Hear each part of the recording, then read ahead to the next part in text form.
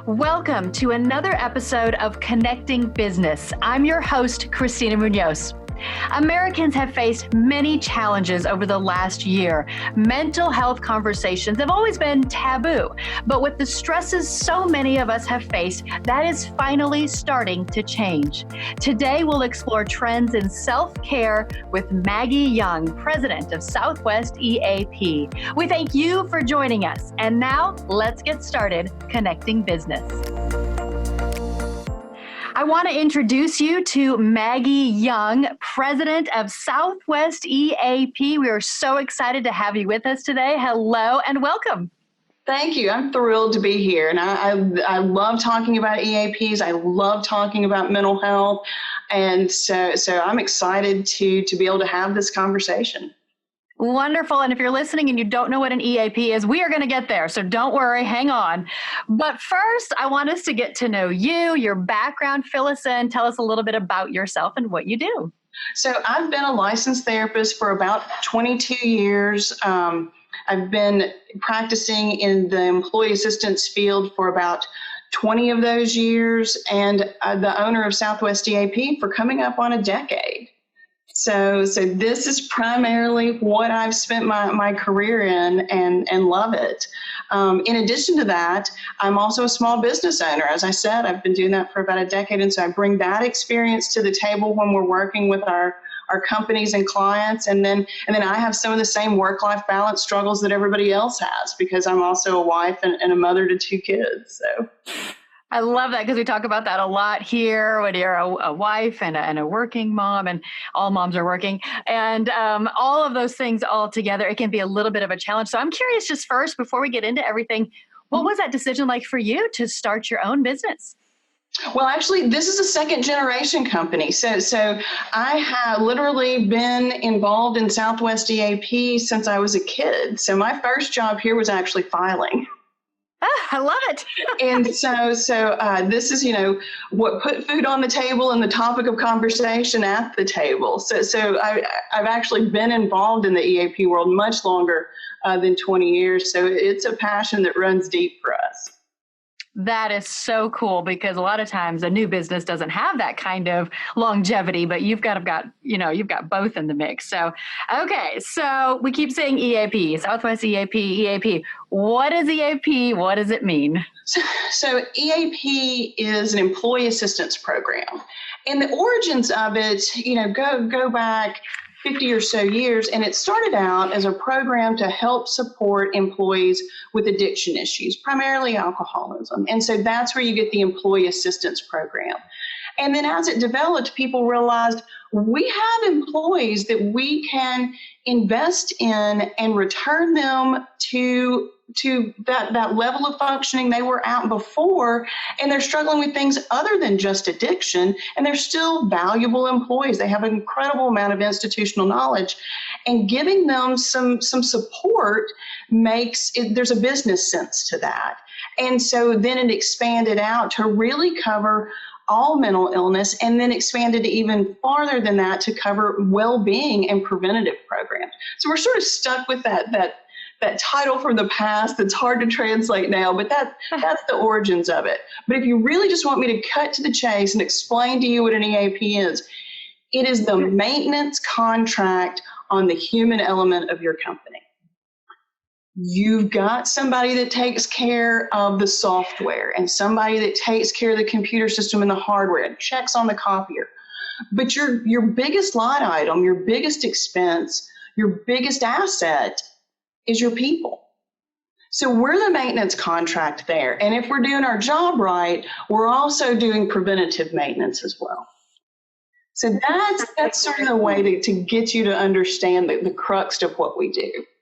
It's so huge. I mean, I was just setting up our air conditioning and heater maintenance contracts. They have to come every 3 months and look it over.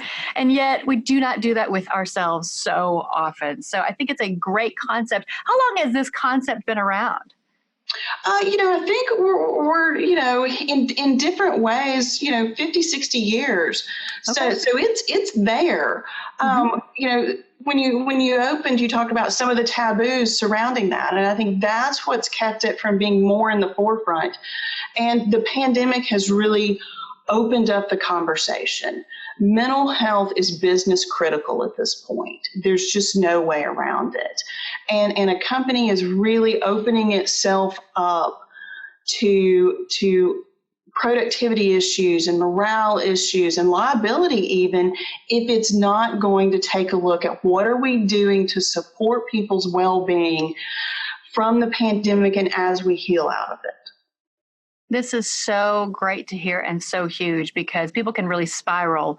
Like you said, good people, productive people, but when they have these issues and they're not treated or addressed or taken care of, it can really end in a very negative situation. So considering the current state of the world, I still can't believe we've been doing this for a year now. I think we thought a couple weeks, maybe a month, that was kind of fun. And then isolation, oh my goodness, suicides, concerns. It's just been a rocky year, to say it lightly. So let's talk about how that self-care really has started to emerge as kind of a trend or a lifestyle, which is great to see. So how does that fit in with the EAP concept? Perfectly. So we talked about viewing the EAP as a maintenance contract for your employees and for the human element of your company. And we really come into that at all the different levels. So there are services for employees, there are services for supervisors, there are services for the overall organization. So what employees have direct access to is 24/7 barrier-free contact with experts and counselors and coaches that's provided free, and it's confidential. So that is a huge value directly to everyone in the company. Then with supervisors, additionally on top of that, they can just pick up the phone and call and say, I've got this situation and I think there's this conflict element to it, or I've got an employee that's struggling, they're just not themselves, and I'm not quite sure how to manage this. And so they have confidential access to set up an action plan and talk that through with a counselor. And the EAP may be a part of that, or they may have their action plan and feel like they can manage it. Then we're coming in with companies on that level, and we've got training programs, awareness campaigns that we're driving, resources we're making available, maybe even surveys to find out exactly where are the pressure points. So we're working at all those different levels, trying to be there for people when they need us and help them put that self-care in place, but also that preventative work and that education piece that keeps people from getting too far down the road to a struggle. Wow, and you mentioned that some of these services are 24/7. So that's great, because it can be midnight, it can be middle of the night. I mean, things don't always fall apart at opportune times. And so these services could really be all the time. Absolutely. When I talked about the access to counselors and coaches, that is a 24/7 access service. Life doesn't always fall apart conveniently between 9 to 5. Sometimes that's 3 o'clock in the morning. And so an EAP is going to answer its phones around the clock and have access. One of the things I haven't mentioned that is standard with a core component for EAPs is crisis response. And that can be offered directly to employees and families, or that can be on the company level if there is the death of an employee, an injury on site, where we are going there and running support groups. Or it could be just a crisis in your family where you're calling at whatever time to reach out for support. Which is so important, because as we've talked about, if it's your son or your daughter or someone in your family that's struggling, well, that impacts you. We don't just go to work and forget about all those things in life. That's still your struggle too. Yes. And so it's so important that it covers everybody. So I just love hearing about this concept. And clearly you're very passionate about it, and you have so much information in this field. Talk about businesses of all sizes and how this can work and who this can work for, and a little bit of information that you have kind of about the business side of this. And from a business aspect of it, the EAP is going to be one of your most cost-effective benefits to offer. It really doesn't require a lot of money, and it is tailored and can be flexible for any business size. So if you have 50,000 employees, you absolutely can have an EAP. If you have 5 employees, you can absolutely have an EAP. I think our smallest contract is 9, and we're still very engaged with them, and they have access to all the services that we talked about.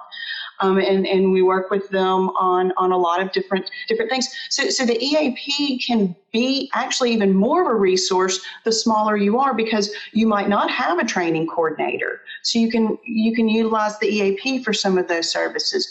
You might not have somebody to talk through, what do I do if I want to change some of the culture aspects in the company? And you can use them as a consultant. So actually, it can be a backdoor service if you're a mid-sized to small-sized company in ways you might not be thinking of. So much good information that you are sharing today. And we are taking down barriers and we're getting rid of the taboo. And I hesitate to share this at first, but because we're doing all that, you know, and I have shared this publicly now, and it was amazing at how many people reached out to me, said I felt the same way, because there was a point where the full-time job was taking 70, 80 hours a week. I have 2 kids. I felt like I couldn't do it all, but of course I didn't want to admit it or ask for help. Right. And I remember driving on the interstate, and I wished that a car would hit me, not to kill me, but to send me to the hospital so that I could have a break. And I know that's not okay. I recognize it. I did seek help with a counselor, and I'm doing much better now. But I wish almost if I had this access to this, because I think it would have made it easier to go, I'm not in a good place.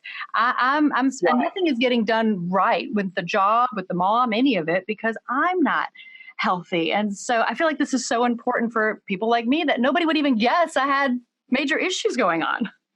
Exactly. So sometimes it's our strongest folks we've got to ask, how are you doing? We forget that. But I can't tell you how many times over 20 years I've had people come in and say the same thing. And again, it's not that you want anything bad to happen. It's that you want something out of your control to happen so you can justify a break. Yes, because I feel like a failure if I say I need a break. If something outside your control happens, you can justify taking a break. And the EAP can be a tremendous help with that. Again, free, confidential. You can reach out and work with somebody on creating a plan. That work-life balance is such a struggle, and everybody has it. If you know, I haven't enjoyed the pandemic, but if there's one thing that's come out, it's that people who have never experienced anxiety or depression before have now get what that is and get how overwhelming that can feel. And it was from no fault of their own. It wasn't a character defect that they weren't able to manage the stress. Everybody was feeling it, and it has created this shared experience and made it okay to be struggling, made it okay to need help and talk about that openly. And I think it's an opportunity for all of us to be more human and to be better. Well, I love finding the bright side of things. Yes. To be honest with ourselves, that we struggle. We do.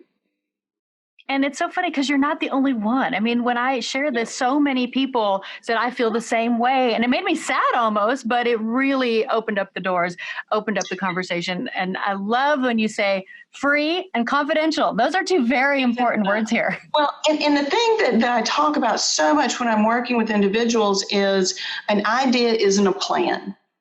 I mean, an idea of, I need to be doing this different. I can't keep up this pace. I need to lose weight. I need to address that relationship issue. That's an idea, and that's great. That does not going to create change. A plan, an action plan. And that sometimes is what that counselor, that coach can do for you, is help you say, I want this to be different, but how? And fill in those manageable action steps.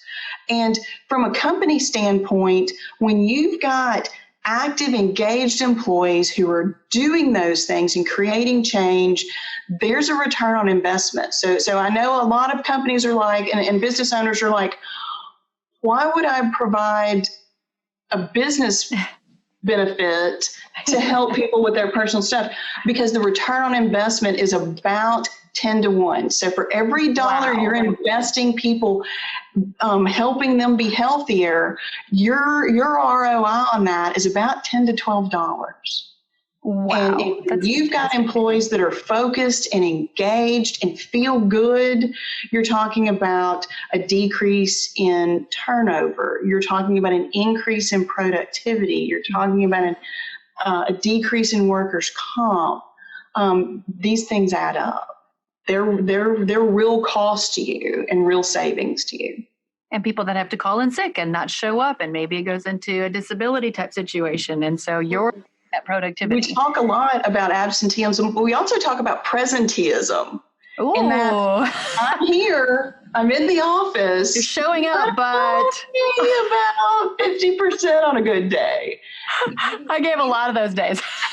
If you can provide support, that maintenance plan, and you can get somebody up to 90, 100%, that's business critical, as we said earlier. And that ROI is going to speak volumes to business owners and anyone else who might be listening. So I really want to thank you for all your insight today. You are passionate. You are so educated on the topic. Any final parting words when it comes to mental health, emotional health, and self-care and preventative maintenance? I'd say since we're reaching out to business owners, but I would say talk about it. If you do nothing else, make it okay. Begin to use some of that language. Tell your own stories. Make it okay to not be okay and to ask for help. A lot of companies are already offering some of these supportive services and wondering why people aren't taking advantage of them. It's got to come from the top that it's okay not to be okay and to need these things. So I think that would be my one piece of advice is the pandemic's given us this opportunity. There are great resources out there. Begin to make it okay for people to use those. I have one girlfriend in particular that we always just say, I'm fine, no matter what's going on, I'm fine. And I know that became memes throughout this pandemic. And I think we so often just say, I'm fine. And you're saying it's okay to not be fine. And I think that is some great advice. So Maggie, I want to say thank you so much for joining us today. Thank you for having me. Great. Absolutely. You are so helpful and so informative. So thank you very, very much. And thank you for joining us today for Connecting Business. We have bonus content for you as well. Click the link in the description below to get even more great resources from Maggie. And be sure to check out all the episodes at business.windstream.com/connectingbusiness. And we want to hear from you. Do you love the episode? Do you have a topic or guest idea? Email us at connectingbusiness@windstream.com. We look forward to sharing more stories through Connecting Business. Until next time, stay connected.